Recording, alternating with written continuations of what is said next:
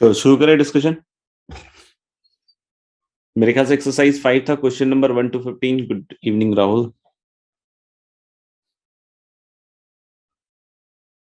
बताओ भाई, कोई डाउट हो क्वेश्चन नंबर 1 to 15 में, एक्सरसाइज 5 में, तो बताएंगे। 10th sir. एक डाउट आया 10th, उसके पहले कोई बिफोर 10th?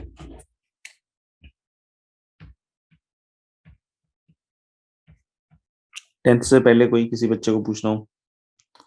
10th मेरे ख्याल से काफी इजी सा है। 11 पॉइंट्स हैं जिसमें 5 एक सर्कल पे ही लाई कर रहे हैं।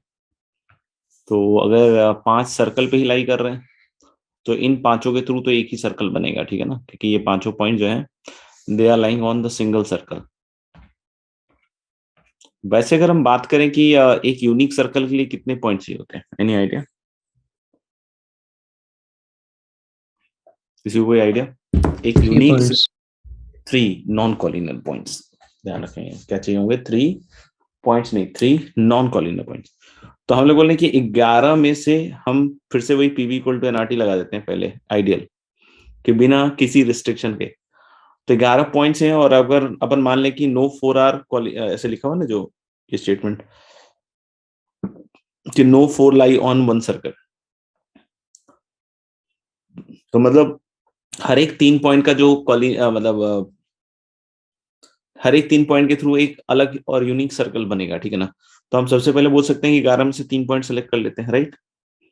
लेकिन ये सही नहीं है, क्योंकि ये 5 पॉइंट लफड़े कर रहे हैं। अगर ये 5 उस कंडीशन को ओबे करते हैं कि नो 4 आर कॉलिनियर, तो कितने बनाते सर्कल? 5C3, तो वो घटा दिया। और एक्चुअली कितने बना रहे हैं? एक, तो +1। देख लो, नहीं समझ में आया तो बताओ। और कोई सवाल है 15 तक तो बताएंगे, टिल 15 देख लो, नहीं तो आगे बढ़ेंगे।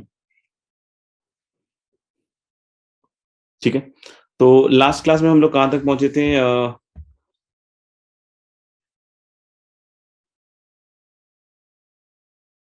Number of ways in which this can be resolved as product of two divisor. चलो, इसी का अगला सवाल है 16 नंबर, सोच के देखिएगा। Number of veg in which capital N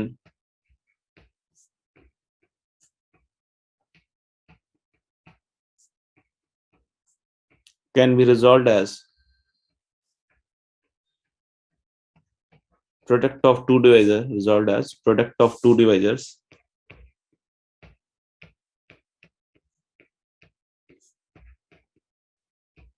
which are relatively prime,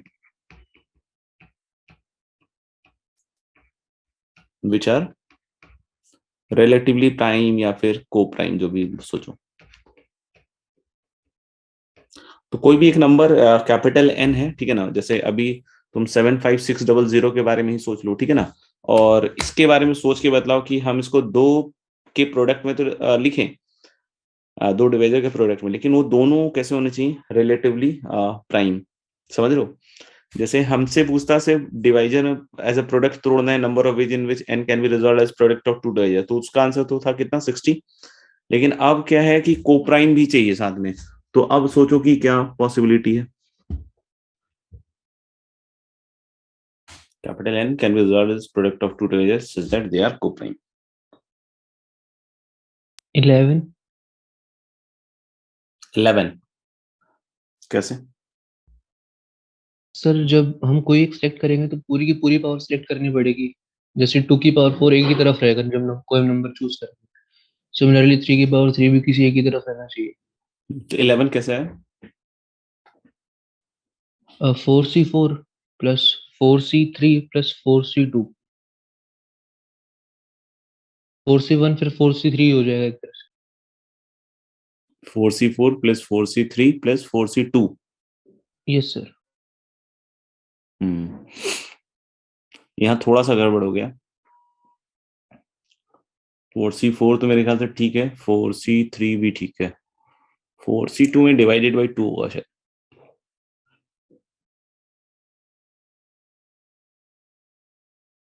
yes sir. ठीक है ना। जैसे कि इसमें हम कैसे सोच सकते हैं, जैसे अगर इसी का एग्जांपल है 225 का एग्जांपल है बच्चों, ठीक है ना।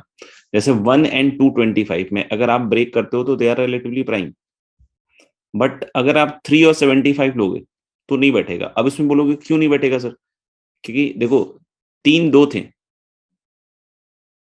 एक 3 तुमने इधर रख दिया, एक 3 दूसरे डिवाइजर को दे दिया, तो एचसीएफ बेटा 1 नहीं हो पाएगा ना, क्योंकि अगर रिलेटिवली प्राइम चाहिए तो रिलेटिवली प्राइम के लिए एचसीएफ कितना होना चाहिए, 1। और तुमने दोनों डिवाइजर में 3 और 3 दिया तो नहीं हुआ। अब जैसे इसमें हमने क्या किया पहले वाले में कि पूरा का पूरा जो है हमने 225 को दे दिया, और जो बच गया वो 1 होगा। या फिर हम ऐसा कर सकते हैं कि एक को 3 स्क्वायर दे दो दैट इज 9, और दूसरे को 5 स्क्वायर दे दो, तो इस केस में भी ये रिलेटिवली प्राइम है। आप देखो यानी कि 9 और आपका जो 25 वाला पेयर है ये भी रिलेटिवली प्राइम है, लेकिन उसके अलावा कोई भी पेयर देख लो आप, 5 और 45 देख लो, they are not relatively prime, क्योंकि एक 5 आपने दूसरे डिवाइजर को दिया है। यानी कि हम लोग बोल रहे हैं क्या कि इसको क्या करना पड़ेगा, 3 स्क्वायर को या तो तुम पहले डिवाइजर को पूरा पूरा दो या दूसरे डिवाइजर को पूरा पूरा दो, तोड़ के नहीं दे सकते कि एक को 3 दे दिया दूसरे को भी 3 दे दिया, सर नहीं चलेगा।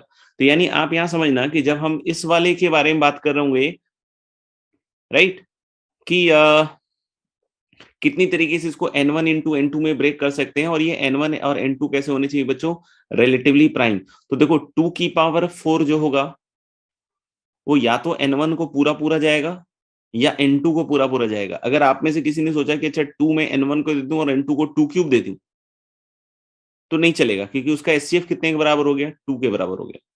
या आपने सोचा कि 2 स्क्वायर दे दी तो एचसीएफ 4 हो गया। यानी कि इसको as a single single objects मानने पड़ेंगे और फिर n1 n2 में बांटने पड़ेंगे। तो एक तो तरीका जैसे बच्चे ने बताया उस तरीके से कर सकते हैं, लेकिन आपने देखा उसमें गलती होगी।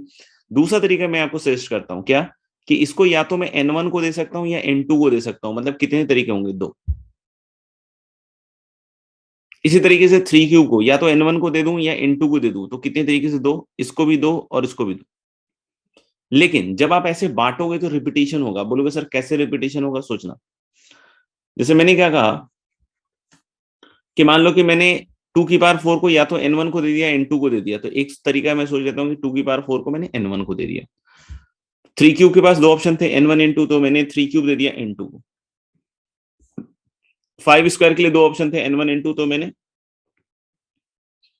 n2 को दे दिया। 7 की पावर 1 के लिए भी दो ऑप्शन थे, तो 7 की पावर 1 भी मैंने n2 को दे दिया।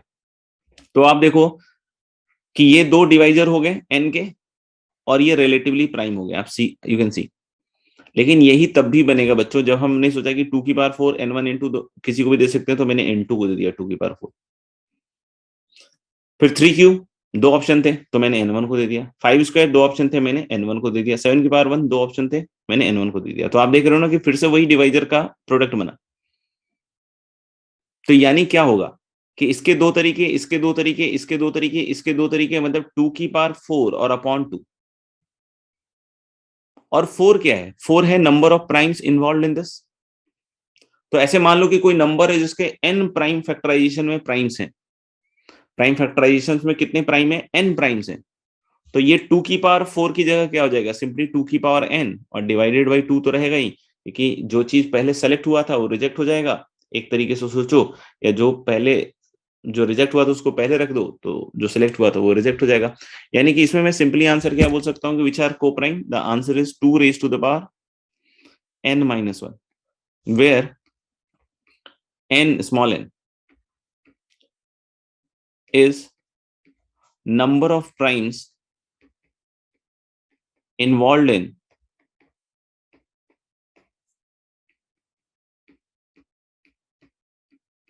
prime factorization, involved in prime factorization of capital N।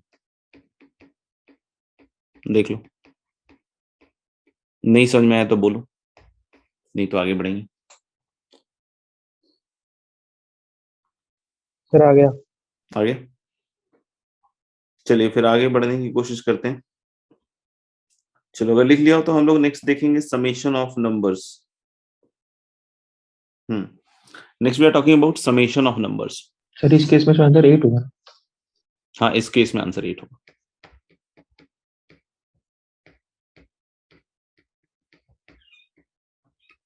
मतलब हम लोग बोले कि नंबर्स को सम करना भी बहुत बार गलती हो जाती है ना, सिली मिस्टेक, तो जोड़ना सिखा रहे हैं, ठीक है, फास्ट कैलकुलेट कर लोगे नहीं।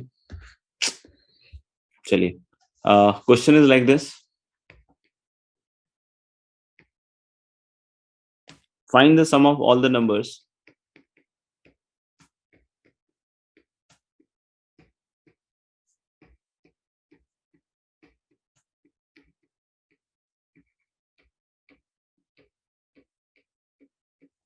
greater than 10,000, greater than 10,000, formed by the digits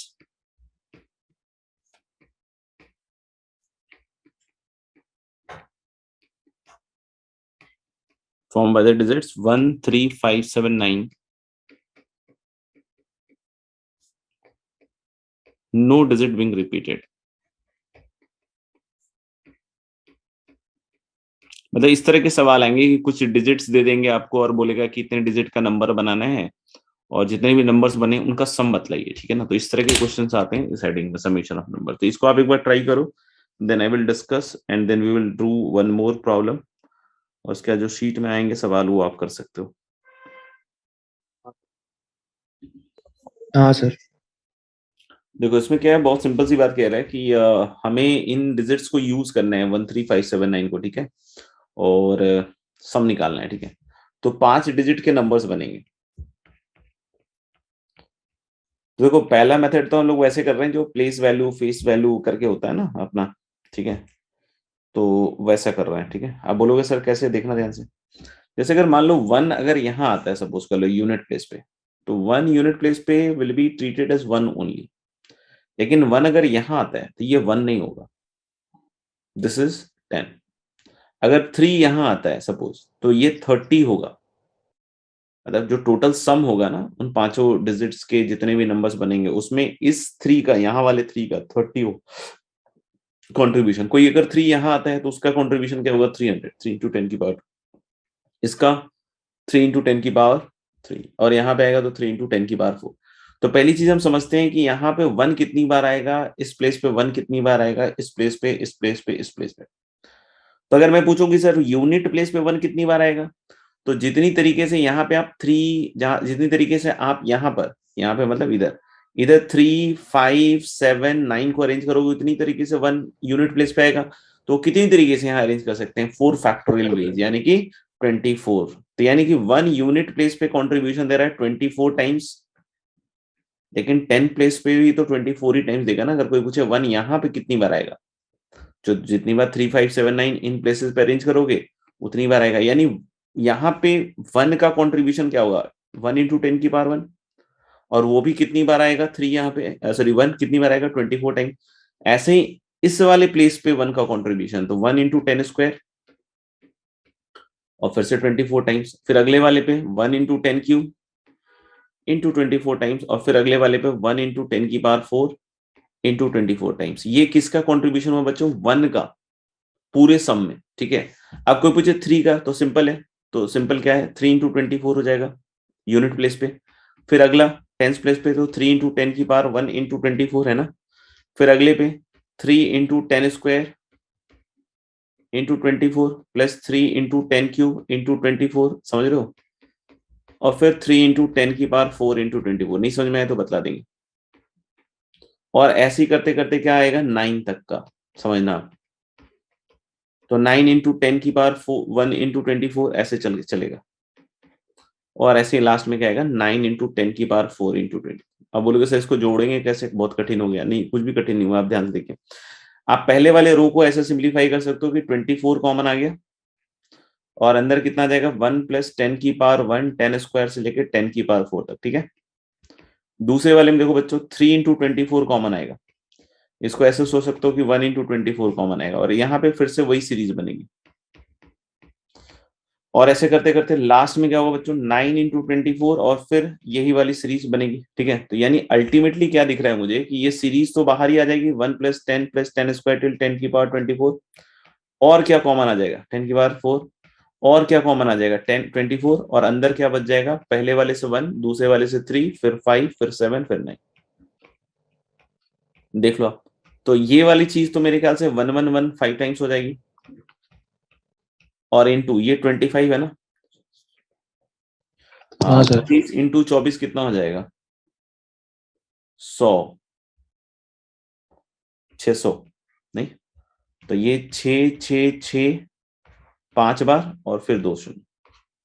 तो this is one of the way to calculate using place value face value. दूसरा अपना बिल्कुल देसी तरीका है। कितने नंबर बनेंगे 13579 से? 120। 120, ठीक है।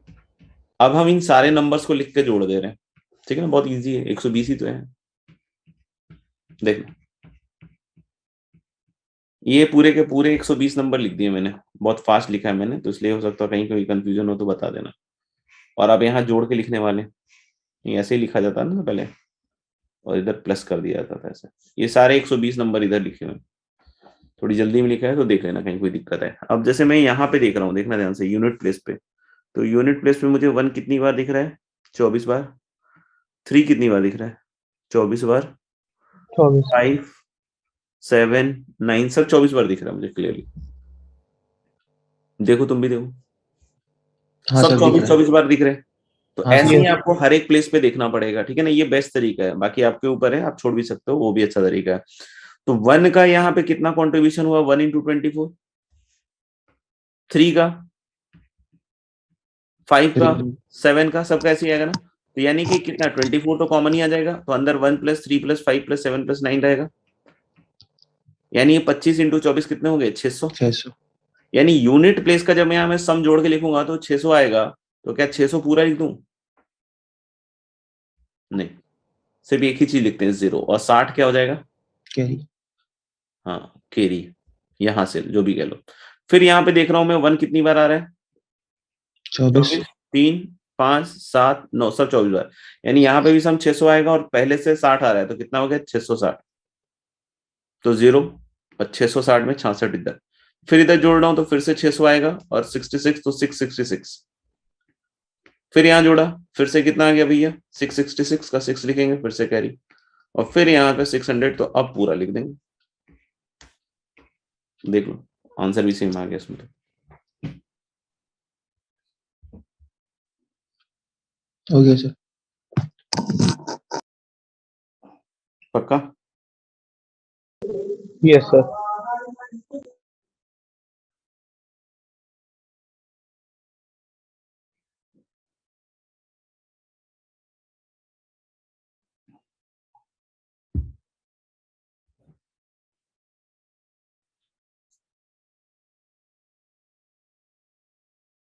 अगला सवाल लिखें।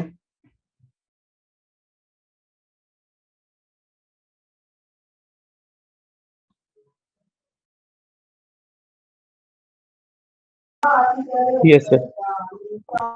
चलिए, तो फिर अगला क्वेश्चन लिखिएगा। नहीं समझ में आया कुछ तो पूछ लीजिएगा, नहीं तो फिर अगले क्वेश्चन में इसको अप्लाई करके देखिए, और बाकी शीट में आएगा सवाल। अगला क्वेश्चन है sum of all the numbers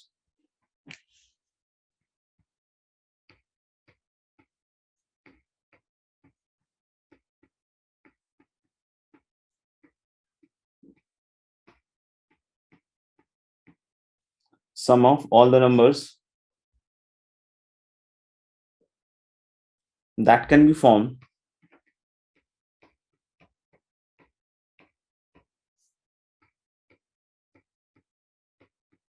using all the digits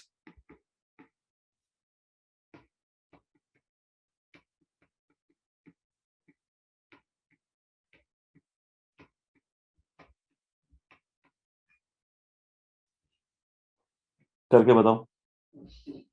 फिर अपना एक इंपॉर्टेंट आर्टिकल चालू होगा। Yes sir. क्या है? सर 2 2 2 2 2 0 0। 2 बार आया 2। No sir, 5 times.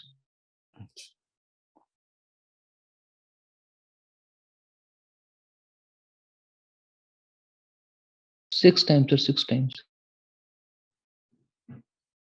करें डिस्कस? हाँ सर।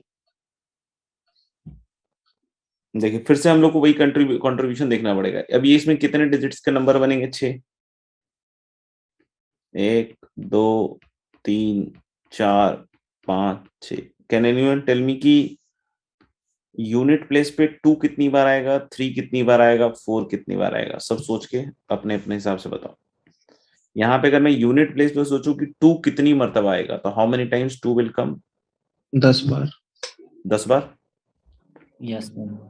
क्यों? क्योंकि 3 3 4 4 4 को जितनी तरीके से इधर अरेंज करोगे उतनी बार आएगा। तो इनका अरेंजमेंट क्या होगा? 5 फैक्टोरियल अपॉन 3 फैक्टोरियल। 3 फैक्टोरियल, मतलब 10 ही टाइम्स आएगा। अच्छा अब ये कोई बतलाओ 3 कितनी बार आएगा यूनिट प्लेस पे? 20। Very good. क्योंकि हम लोग बोलेंगे 3 एक यहाँ टिका दो, और 1 2 1 3 और 3 4 इधर अरेंज हो रहे होंगे, तो 5 फैक्टोरियल अपॉन 3 फैक्टोरियल हो जाएगा, ठीक है ना? तो यानी 120/6 मतलब 20। 4 कितनी बार आएगा?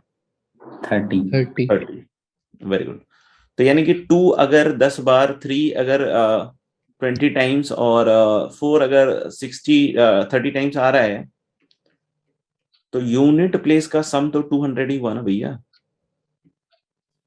तो 200 हुआ तो 0 ही लिखोगे या पूरा 200 लिख दोगे? और यहाँ पे फिर कैरी होगा नहीं, कितना? 20। और फिर से यहाँ पे वही कंट्रीब्यूशन आएगा 220, तो 0, फिर से 22 लिखोगे यहाँ पे। फिर यहाँ जोड़ोगे 200 तो 222 का 2 लिखोगे। फिर यहाँ पे वही होगा 222 का 2, फिर यहाँ पे 222 का 2, और फिर यहाँ पे 222 आएगा। तो इस बार पूरा लिख देना, इस बार कोई कंजूसी नहीं। क्लियर है? ये मेथड बड़ा फास्ट है और बढ़िया है। अगर आप कॉन्ट्रीब्यूशन हर एक प्लेस पे देख लो, कभी कभी हो सकता है कि कुछ कम ज्यादा भी हो सकते हैं किसी प्लेस के लिए। ऐसा नहीं कि रट्टा मार लेना कि अच्छा सब जगह सेम ही आते हैं। तो कहीं अगर कम ज्यादा हो रहा है तो उसके हिसाब से आप देखिएगा, ठीक है ना?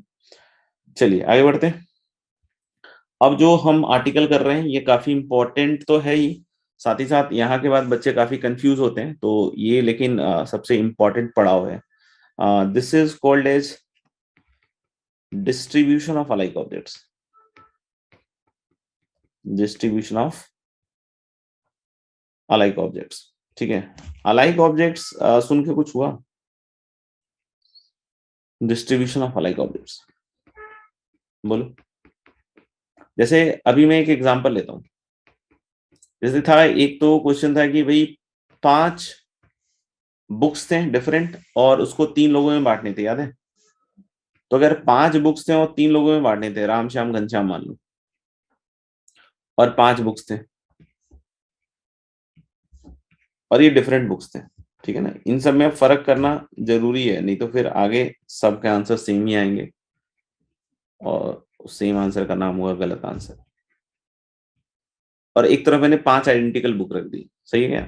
तो हालांकि कि हमारे पास जैसे था अभी क्या कि 5 डिफरेंट बुक्स को बांटना था, ठीक है? तो मैं अभी प्रोसेस में नहीं जा रहा हूँ कि कितना आएगा, आंसर पे नहीं जा रहा हूँ अभी। जैसे सोचना एक बार कि जब हम 5 डिफरेंट बुक्स को बांटते थे इन तीनों बच्चों में, तो जैसे मान लो कि ये वाली बुक जो है, पहली बुक इसको दे दी, बुक नंबर 2 इसको दे दी, बुक नंबर 3 इसको दे दी, बुक 4 इसको दे दी और बुक 5 इसको दे दी सपोज।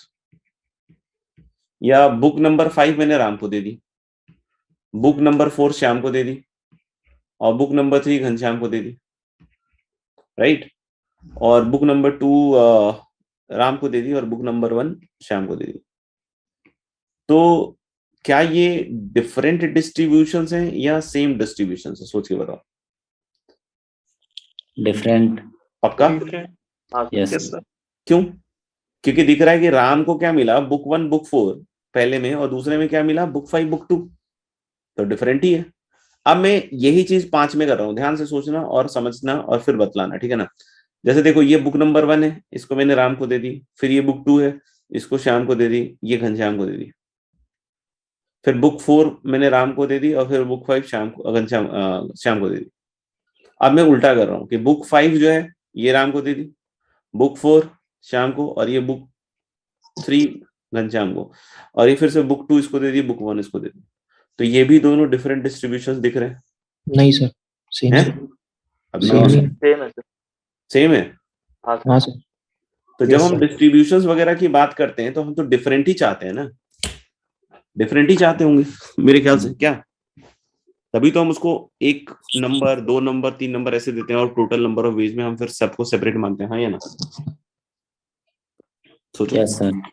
Yes sir. अब यहाँ पे एक चीज तो मेरे को समझ में आ गई कि जैसा डिफरेंट में होता था वैसा अलाइक में जरूरी तो नहीं है।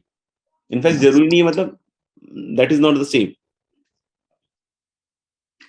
तो अब दूसरा सवाल आ गया मेरा कि हमें डिफरेंट ही डिस्ट्रीब्यूशंस काउंट करने होते हैं, तो बहुत ऑब्वियस है। तो डिस्ट्रीब्यूशन डिफरेंट कब होगा अलाइक वाले में? देखो, हाँ सोच के तुम ही बता पहले। अलाइक अलाइक वाले में डिस्ट्रीब्यूशन से डिफरेंट कब होगा? व्हेन यू विल से कि हाँ यार ये इससे डिफरेंट है। जैसे अभी मैंने करके दिखाया आपको, तो आपने बोला नहीं सर सेम है। जब नंबर ऑफ बुक्स ही अलग अलग हो। नंबर ऑफ बुक्स अलग अलग दे रहे हो, राइट, यही ना। लेकिन देखो, डिफरेंट बुक्स जब रहते थे ना, तो जब नंबर ऑफ बुक्स आप डिफरेंट दे रहे हो तब भी डिफरेंट होता था, और जब डिफरेंट बुक्स दे रहे हो अलग अलग को तब भी डिफरेंट होता था। लेकिन यहाँ बुक्स तो अलाइक हैं, तो ये सिर्फ एक ही तरीके से डिफर करेगा। किस तरीके से बोलो? नंबर ऑफ बुक्स ही जब अलग अलग। हाँ, जब अमाउंट ऑफ बुक या जो नंबर ऑफ बुक्स जो हम बच्चों को दे रहे हैं ना वो डिफरेंट हो।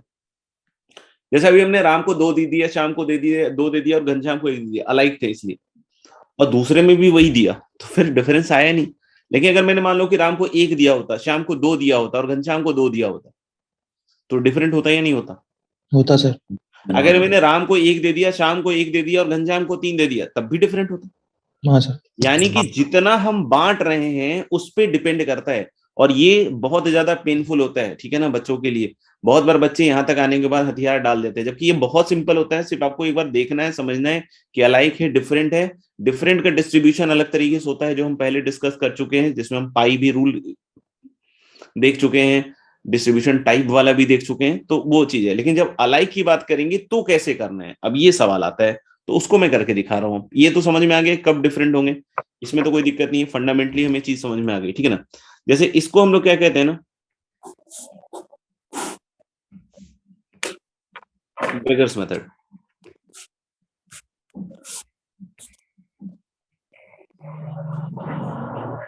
ठीक है, एकदम फील आ जाएगा आपको, अपनापन लगेगा। Yes sir. तब तक अपनापन की फील लो में 1 सेकेंड। सर ऊपर कर दो एक।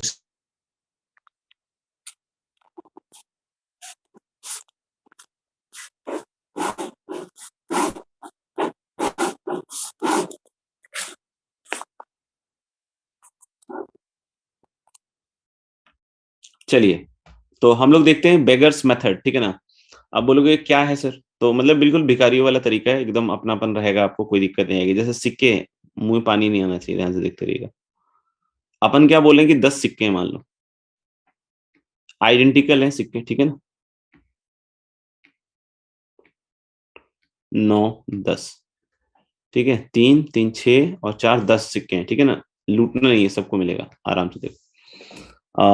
और हम लोग मान लो 3 भिखारी हैं,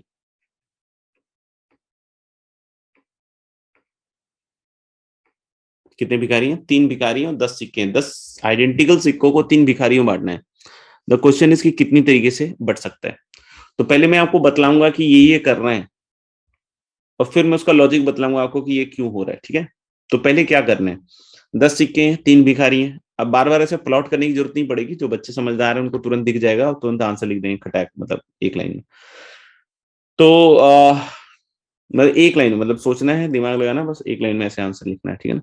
तो 10 सिक्के और 3 भिखारी है, तो जितने भिखारी हो उससे एक कम फेक कॉइन इसमें ऐड कर दो। कितने कितने ऐड करने फेक कॉइन्स हमें? जितने भिखारी भिखारी है -1, ठीक है। तो 3 भिखारी हैं तो कितने ऐड करूंगा मैं? 2। 4 रहते तो कितने ऐड करता? 3 ऐसे, ठीक है ना। तो अब ये मैं डिफरेंट सिंबल से दिखा रहा हूं, क्योंकि ये इन कॉइन से डिफरेंट है, ये फेक है, ठीक है ना। ये एक्चुअली एग्जिस्ट नहीं करते हैं बट हैं, ये बटेंगे किसी को नहीं। अब आप सोचना क्या होगा इसका, मैं बात करूंगा अभी। अब जितनी भी तरीके से इस पूरे का अरेंजमेंट करोगे वही आंसर होगा तुम्हारा। तो पूरी चीजों का अरेंजमेंट कितनी तरीके से होगा? 12 फैक्टोरियल, 10 फैक्टोरियल, नहीं, या तो मैं इसको 12C2 लिख सकता हूं, या फिर मैं इसको क्या लिख सकता हूं, 12C10। 12C2 लिख सकता हूं, या फिर क्या लिख सकता हूं, 12C10। This is actually your answer. हो गया, सॉल्व हो गया। अब कोई बोलेगा सर हुआ क्या, वो तो बताओ। तो सिंपल सी बात है, ये जो 2 सिक्के मैंने रखा ना, फेक कॉइन्स, ये बटेंगे नहीं, पहले तो ध्यान रखना, ठीक है। ये फेक कॉइन क्या कर रहे हैं, इस लाइन को 3 भाग में डिवाइड कर रहे हैं। 4 भिखारी रहते हैं तो हम कितने फेक कॉइन ऐड करते हैं, 3। तो पूरी लाइन को कितने पार्ट में डिवाइड करते हैं, 4। ये वाला जो पार्ट होगा ना इस फेक कॉइन के पहले वाला पार्ट, ये बेगर 1 को मिलेगा। ये वाला पार्ट किसको मिलेगा, बेगर 2 को। और ये वाला बेगर 3 को। जैसे ये भी एक अरेंजमेंट है ना इस 12C10 या 12C2 में, ये भी एक अरेंजमेंट है ना इन 12 का।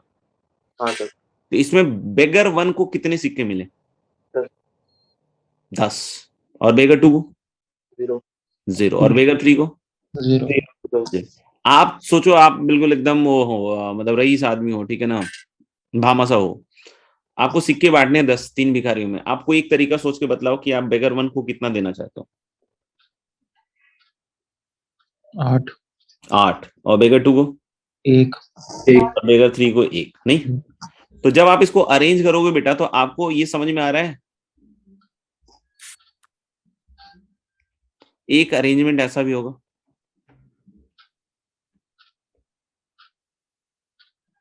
One of the arrangement will be like this 12C10 में। तो इसमें बेगर 1 को कितने मिल गए, 8, बेगर 2 को 1 और बेगर 3 को 1। आप फील कर पा रहे हो कि जो भी तरीका तुम सोचोगे उसके करस्पॉन्डिंग एक अरेंजमेंट यहाँ दिख जाएगा आपको।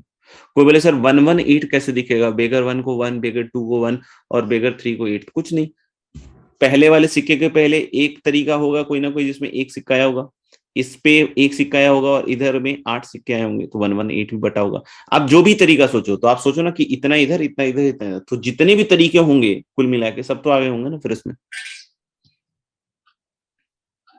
हाँ ये ना। हाँ सर। यानी कि ये फेक कॉइन क्या कर रहा है, ये जस्ट बटेगा नहीं, ये फेक कॉइन किसी को मिल नहीं रहा है, ये फेक कॉइन क्या कर रहा है, उस लाइन को डिवाइड कर रहा है इन द नंबर, या कह सकते हो इन दोज नंबर्स जिसमें हमें डिवाइड करना है बेगर्स में, ठीक है ना। तो 3 बेगर्स हैं तो 2 फेक कॉइन, 4 बेगर्स हैं तो 3 फेक कॉइन, और उसके हिसाब से डिवाइड हो जाएगा पूरा लाइन, ठीक है। और फिर जैसे जैसे आप अरेंजमेंट्स लिखोगे तो कुछ सिक्के पहले कॉइन के पहले होंगे, कुछ पहले और दूसरे के बीच में होंगे, कुछ दूसरे तीसरे के बीच में होंगे, ऐसे करके जितने भी जिस जिसके बीच में होंगे उसके हिसाब से बेगर 1 2 3 को मिलता जाएगा, ठीक है ना। इसका मैं जनरलाइज फॉर्मूला भी लिख सकता हूँ, बट दैट डजेंट मैटर। जैसे कोई बोले एन आइडेंटिकल कॉइन्स को एम बेगर्स में बांटना है, तुम ही खुद से सोच के बोलो, एन आइडेंटिकल कॉइन्स को एम बेगर्स में बांटना है, what is the number of veg.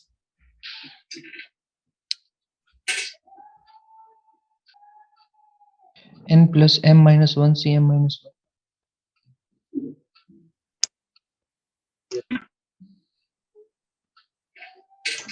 Yes. पक्का,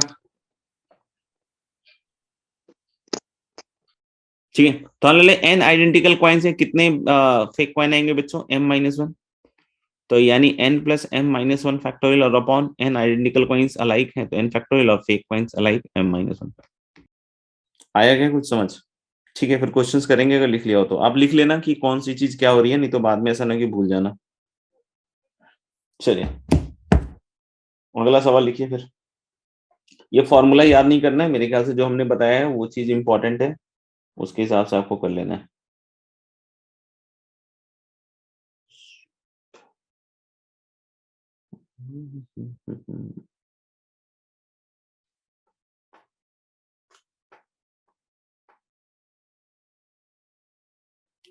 लिखिएगा, a self contains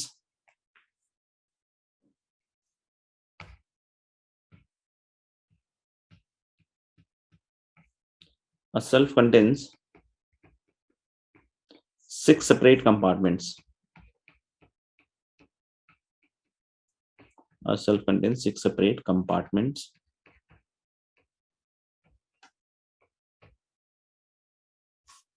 Find the number of ways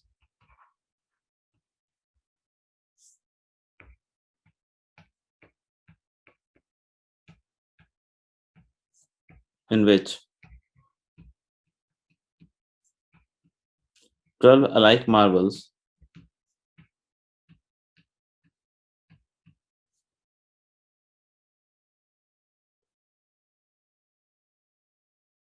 can be placed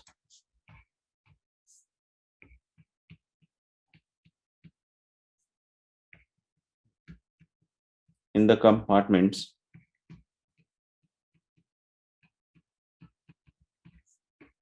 so that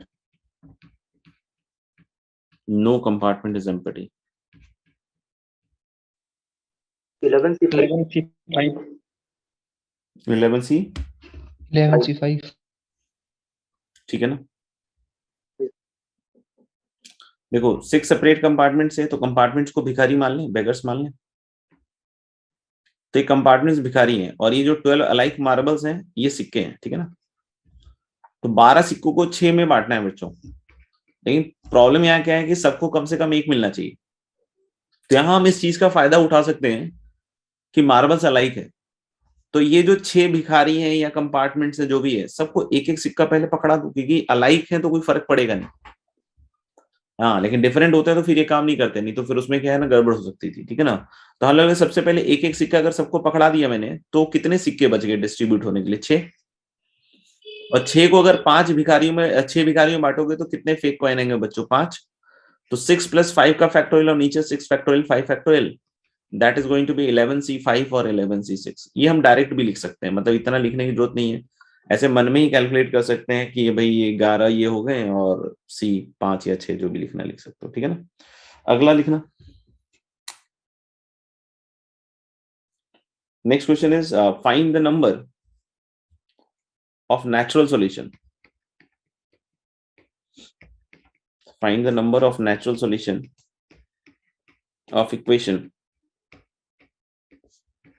x + y + z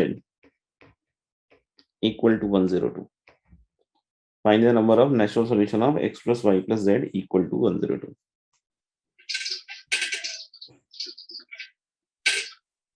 10122.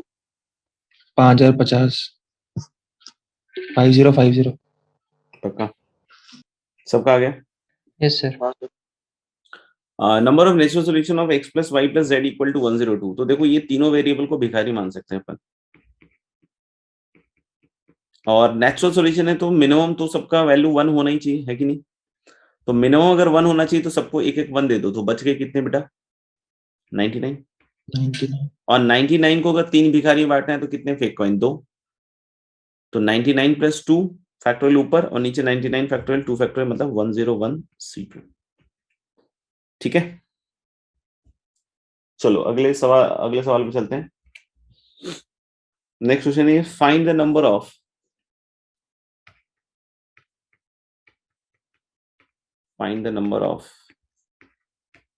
non-negative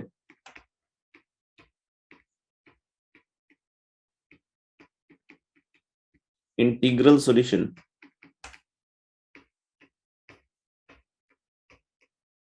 of inequality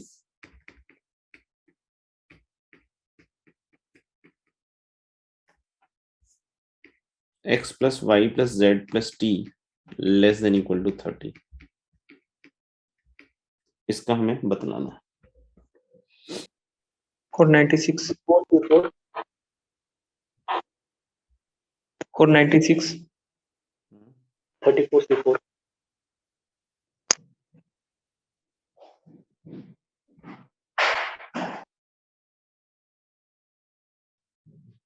496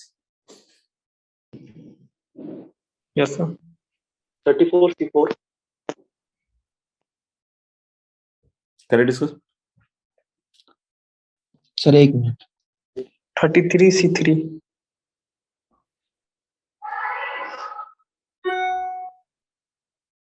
देखो इसमें एक अगर हम बेसिक तरीके से है ना, एकदम बेसिक तरीके से, अब कोई पूछेगा सर कितना बेसिक, तो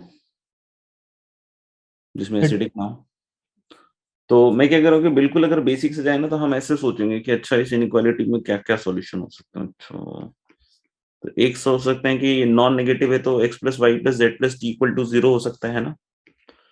फिर एक सोच सकते हैं कि x + y + z + t = 1 का सॉल्यूशन होगा। इस इनइक्वालिटी में इन सबके सॉल्यूशंस हमें लिखने पड़ेंगे ना।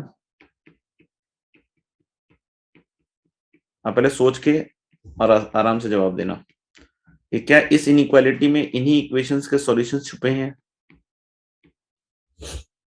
Just think.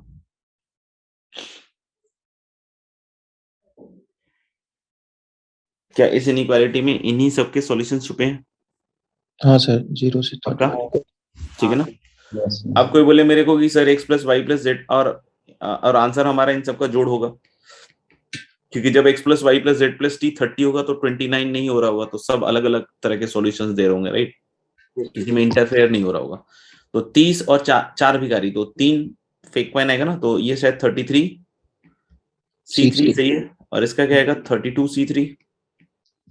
इसके पहले वाले का कोई पूछे तो 31 C3। ऐसे करते करते लास्ट वाला जो होगा ना बच्चों, ये देखना 3C3, 3C3, हाँ, ये वाला 4C3 और ये वाला 5C3। 3C3। मतलब हमारा आंसर इनका सम होना चाहिए 3C3 plus 4C3 plus 5C3 plus 6C3। अभी ऐसे लिखते लिखते बहुत टाइम निकल जाएगा, तो फाइनली हम ऐसे लिख देते हैं 32C3 एंड 33C3। आप जाओगे ना बाइनोमियल में, this will be considered as a good question of binomial. ये नहीं, ये जो ऊपर लिखा वो नहीं, ये जो सम लिखा है ना मैंने, this some is a very good question of binomial. बहुत सारे बच्चे इसको करने में ना उनके हाथ पांव फूल जाते हैं। हम लोग बोल सकते हैं क्या कि ये निकालना बड़ा आसान है। बोलोगे सर कैसे? इस 3C3 को थोड़ा चेंज करके लिखो। ये बस यही, ये छोटा सा ट्रिक याद रखना है कि 3C3 को हमें क्या कन्वर्ट कर देना है 4C4। आप देख लो, अब आप देखो क्या आ रहा है। ये वाला इसमें ऐड होगा तो बताओ कितना होगा? NCR प्लस NCR माइनस 1 याद है? NCR प्लस हाँ, 1 CR। NCR plus NCR minus 1 is N plus 1 CR। ऊपर एक बढ़ेगा और नीचे में जो बड़ा वाला होगा वो पिक होगा। तो यहाँ देखना 4C3 प्लस 4C4, तो ऊपर एक बढ़ेगा और नीचे जो बड़ा वाला है 5C4, आपके बारे में मत सोचो, 5C4। इन दोनों में बताओ 6C4, 6C4, ये वाला 7C4, 7C4। ऐसे करते करते जब लास्ट वाले से 33C3 से ऐड होगा तो क्या होगा? एक बढ़ेगा 34C4। सब जगह ऊपर नीचे एक बढ़ रहा है ना, जैसे ये जोड़ा तो इसमें एक बढ़ा, इसमें एक बढ़ा, एक एक का इजाफा। फिर ये इसमें जोड़ा तो फिर इसमें भी एक बढ़ा, इसमें भी एक बढ़ा, ऐसे करते करके क्या आएगा 34C4। This will be the answer. अब इसको करने का एक सिंपल तरीका भी है, ठीक है ना? ये तो बिल्कुल मैंने बेसिक से बतला दिया आपको, और ये एक यहाँ मैंने बाइनोमियल का क्वेश्चन भी आपको सॉल्व करा दिया। अब हम लोग बोल सकते हैं कि मेथड 2 क्या है, इसमें एक हम डमी वेरिएबल ऐड कर देते हैं। कोई भी नाम ले सकते हो आप, डमी वर्ड अगर अच्छा नहीं लगता हो तो कोई भी ले सकते हो कि हम एक इसमें एक्स्ट्रा वेरिएबल ऐड कर देते हैं, या फिर तड़का वेरिएबल ऐड कर देते हैं। अब अच्छा लगेगा नहीं? अब ग्लैमरस पढ़ाई की मैंने, पढ़ा है हम लोग, लेकिन इसमें एक तड़का वेरिएबल ऐड कर देते हैं W, सच दैट कि इनका सम 30 हो जाए। समझ रहे हो? अब बोलोगे सर इस तड़का वेरिएबल से क्या हुआ, देखना ध्यान से।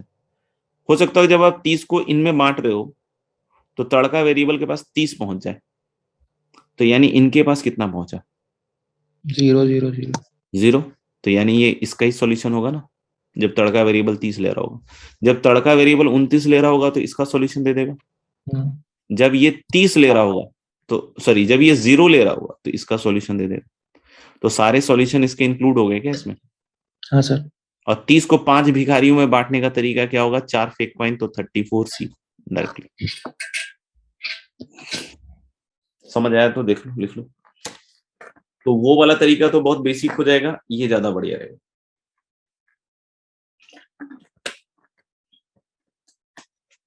चलिए लिख लिया हो तो हम अगले सवाल पे चलेंगे। बोलो।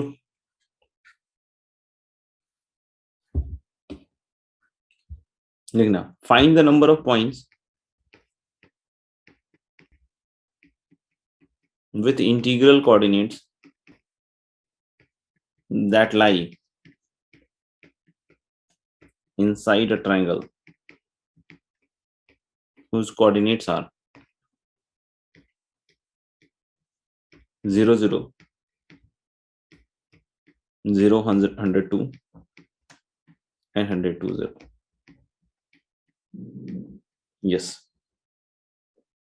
your turn. 101 C3, 101 C2,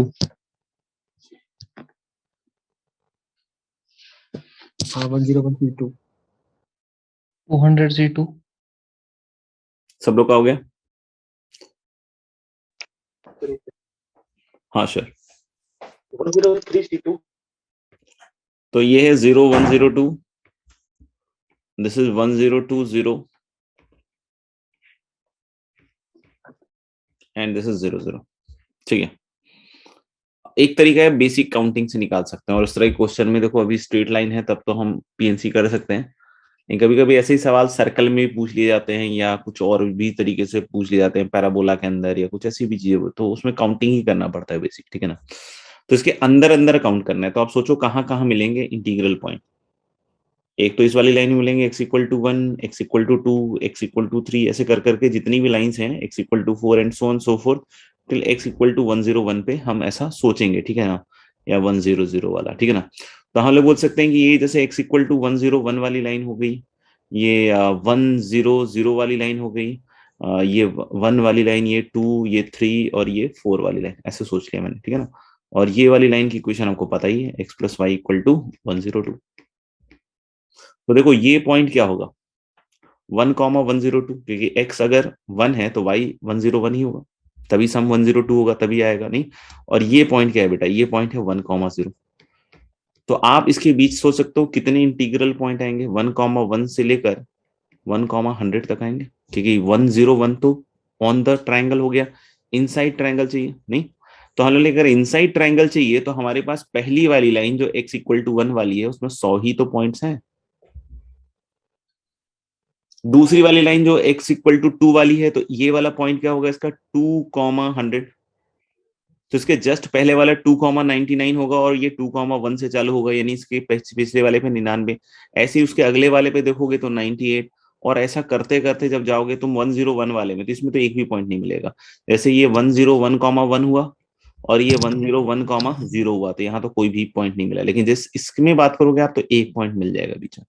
तो ऐसे जोड़ते जोड़ते कहाँ तक जाएंगे, 1 से 100 तक का सम, दैट इज 5050। हाँ, तो 5050। एक तो ये तरीका है। दूसरा तरीका क्या हो सकता है मेरा, सुनना, कि मैं इस रीजन को स्पेसिफाई करूं, ठीक है ना, और ये लीनियर तरीके से स्पेसिफाई हो जाएगा, इसलिए हम यहाँ पीएनसी लगा पाएंगे।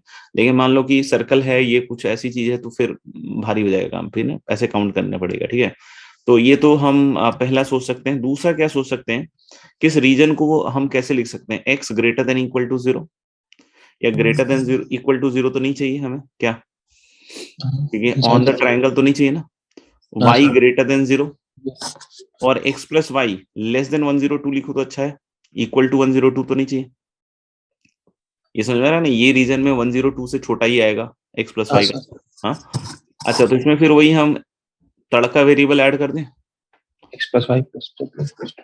हाँ 102। तो क्या x 0 हो सकता है, नहीं नहीं मना है। y 0 हो सकता है, नहीं। z 0 हो सकता है क्या,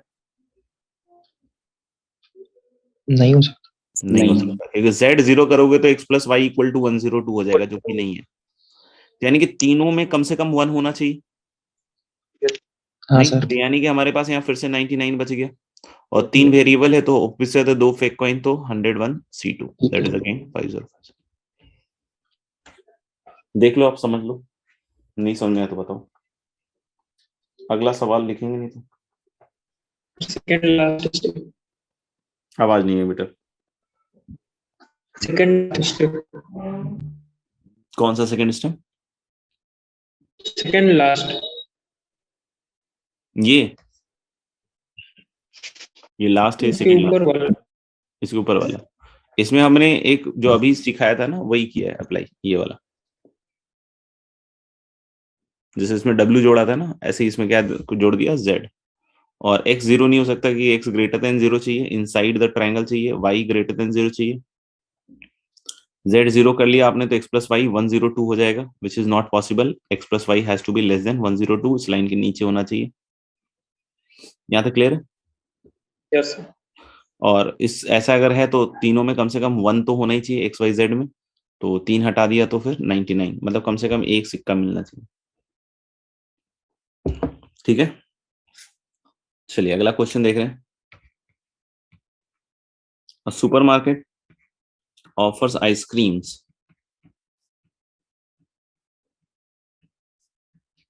in 10 different varieties. Ice creams of each variety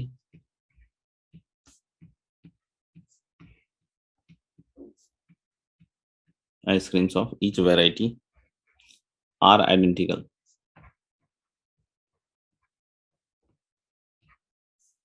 In how many ways?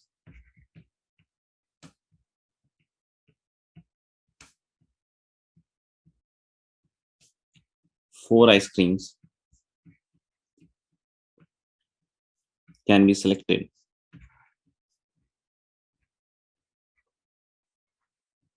First part is without any restriction.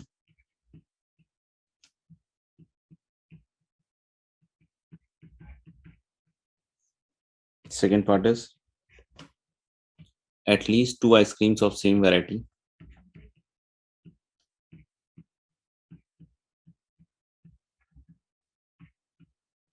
Same variety is taken.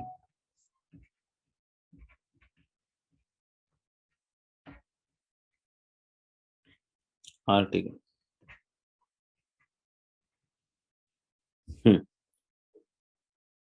कोई नहीं आता। डायरी वाले तो सारे ही आते जो आते हैं वो यस लिखते कम से कम। तुम ही हो जो सिर्फ ऑफलाइन आते हो, मतलब क्या कहते सो अक्षय कुमार खतरों के खिलाड़ी। Good good. तुम लोगों तो अभी मेरे ख्याल से वही चल रहा है।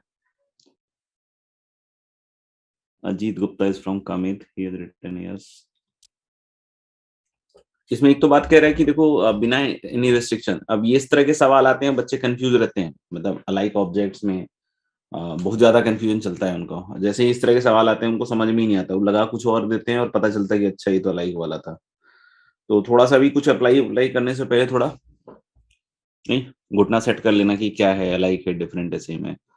तो हम लोग लेके ice creams of each variety has taken, और 4 आइसक्रीम्स लेने हैं और 10 वेराइटी है, तो V1 V2 V3 till V10 मान लेते हैं कि वैरायटी 1 से हमने V1 ले लिया, वैरायटी 2 से V2 ले लिया, और वैरायटी 10 से हमने क्या ले लिया, V10। V10 मतलब हम 10 नहीं ले रहे हैं, जैसे हम XYZW नहीं लिख रहे हैं वेरिएबल्स के नाम क्या लिख लिया कि वैरायटी 1 से हमने V1 आइसक्रीम्स लिए। V1 आइसक्रीम लिए मतलब 1 आइसक्रीम नहीं लिया हमने, V1 लिया। V1 can be anything like 0 1 2 3 कुछ भी हो सकता है, ठीक है ना। ऐसे ही वैरायटी 2 से V2 ले लिया और वैरायटी 10 से V10 ले लिया, तो इन सब का सम तो 4 होना चाहिए ना। अब जितनी तरीके से हम सोचो ना कि मतलब 4 हैं आइसक्रीम, ठीक है ना।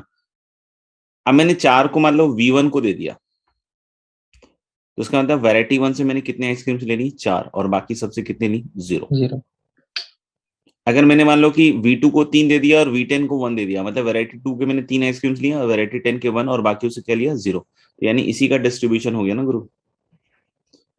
तो यानी कि अगर 4 सिक्कों को 10 भिखारियों में बांटना है तो कितने फेक कॉइन आएंगे, 9। और इनका अरेंजमेंट मतलब 13C4 लिख लो या 13C9 जो भी लिख लो, पहला पार्ट। दूसरे में क्या दिक्कत आ रही है देखना ध्यान से, नहीं समझ में आया पूछ सकते हो। दूसरे में क्या हो रहा है कि कम से कम सेम वैरायटी का 2 आइसक्रीम आना चाहिए। जैसे क्या होगा सोचना एक बार कि 13C4 में क्या क्या हुआ होगा। एक तो ऐसा भी हुआ होगा ना कि 4 अलग अलग वैरायटी से आपने आइसक्रीम्स ली होंगी, हर एक से एक, और बाकी उसे 0। तो ये इनवैलिड है हमारे केस में। ये बोला है at least 2 ice creams of same variety has to be taken, किसी भी वैरायटी की 2 आइसक्रीम्स नहीं आई। उसके अलावा जितने सब वैलिड होंगे, क्योंकि जैसे मान लो कि तुमने वैरायटी 2 से 2 ले लिया, वैरायटी 9 से 2 ले लिया, वैलिड है, क्योंकि कम से कम 2 आइसक्रीम तो आया ना किसी एक वैरायटी का। या मान लो कि एक का 3 ले लिया तुमने, एक का किसी का 1 ले लिया, ये भी वैलिड है। किसी से 4 ले लिया, किसी से 0 ले लिया, तो भी वैलिड है, मतलब सबसे 0 ले लिया, क्योंकि हम लोग बोले कि एक वैरायटी का कम से कम 2 आइसक्रीम तो आना ही चाहिए था, ठीक है। तो मैं क्या कह रहा हूँ कि टोटल में से इनवैलिड हटा देते हैं, तो इनवैलिड कितने होंगे, तो हमने लाइक इनवैलिड में 4 वैरायटी से एक एक आइसक्रीम आ रही होगी। तो मैं 4 वैरायटी सिलेक्ट करने के तरीके सोच लेता हूँ ना, 10 में से 4 वैरायटी 10C4, और एक से कितने आइसक्रीम्स निकालेंगे बच्चों, एक एक एक। डायरेक्ट भी काउंट कर सकता था, बट इट इज बेटर कि हम सबट्रैक्ट करके निकाल लें। नहीं समझ में आया तो बोल सकते हो,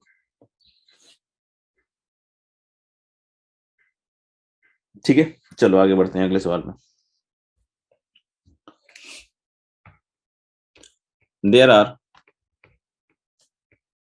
अनलिमिटेड नंबर ऑफ, सवाल लंबे हैं, आंसर्स बड़े छोटे छोटे से हैं। There are unlimited number of red, white, blue and green balls. Balls are all alike.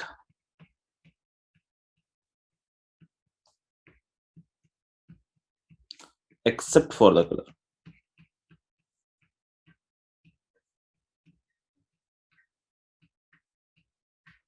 ठीक है, first part is number of ways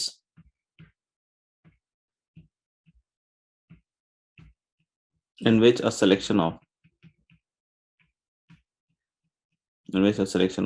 10 balls can be made.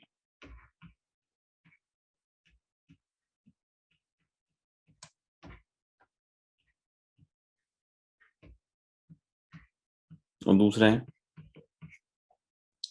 number of ways in which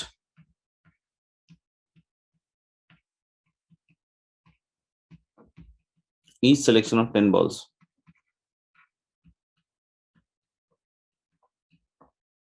contain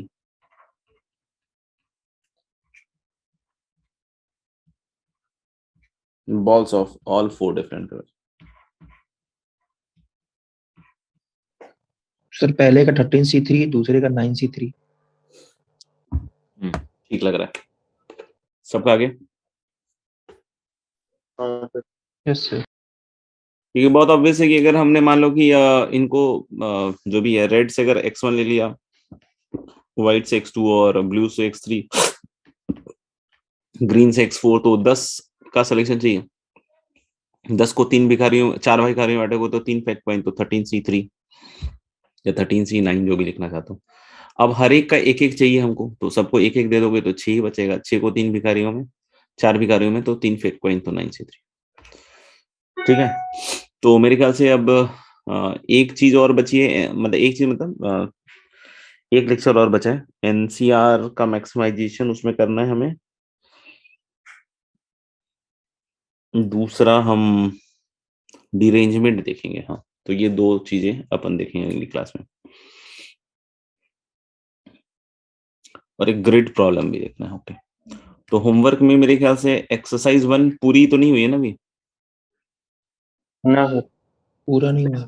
exercise 2 ये हुई है। Exercise 2 में देख लेना remaining जो भी सवाल है। और एक्सरसाइज 3 में कितने सवाल है? रिमेनिंग ज्यादा आई है ना, आ गया।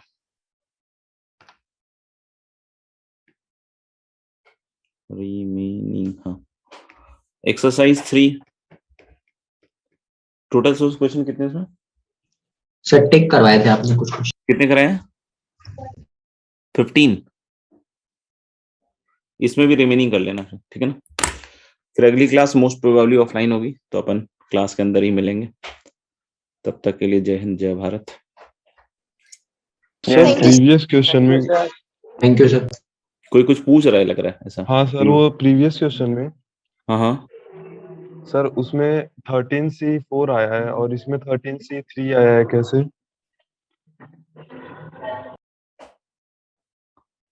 दोनों अलग अलग सवाल है ना, इसलिए दोनों में सेम आना चाहिए क्या? नहीं सर, जैसे मैच कर रहा था उसमें 4 वैरायटीज मतलब आइसक्रीम की थी, और इसमें भी मतलब 4 है, कलर्स हैं, रेड व्हाइट ब्लू ग्रीन। अच्छा, मतलब नंबर ऑफ भिखारी और आइडेंटिकल कॉइन अगर इंटरचेंज हो जाए तो आंसर सेम रहेगा, ऐसा कुछ? नहीं सर, नहीं। कोई जनरलाइजेशन है क्या बेटा? जैसे बॉयल्स लॉ, चार्ल्स लॉ लगता है ना कि पीवी इक्वल टू कांस्टेंट, वैसा कुछ है?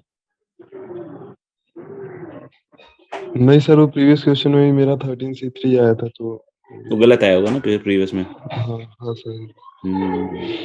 कभी कभी होता है, चार्ल्स लॉ, बॉयल्स लॉ वगैरह लग जाता है, बट यहाँ नहीं लग रहा। खैर कोई बात, अगली बार लगाएंगे टेम्परेचर चेंज करके, ठीक है ना। जी टचला सर। चलिए, over and out. Bye bye. Thank you sir. Thank you. Thank you sir. Thank you sir.